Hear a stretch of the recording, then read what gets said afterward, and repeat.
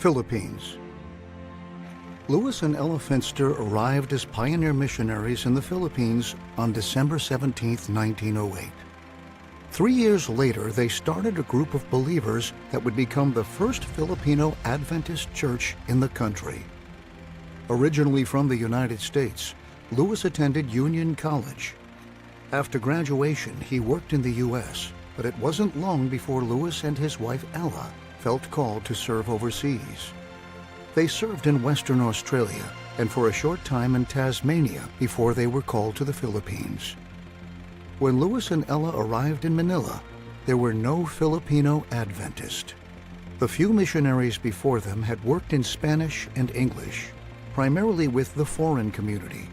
Although J.L. McKelney had started preparing literature for Filipinos, Louis realized that only 5% of the population spoke Spanish, so he began learning Tagalog with a translator for the American Bible Society.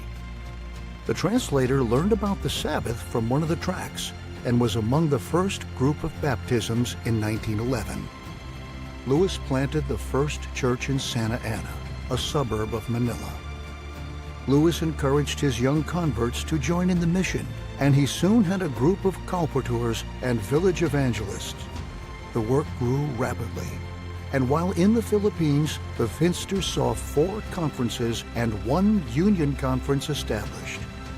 Today, there are more than 1.2 million Seventh-day Adventists in the Philippines, and more than 7,000 churches and companies.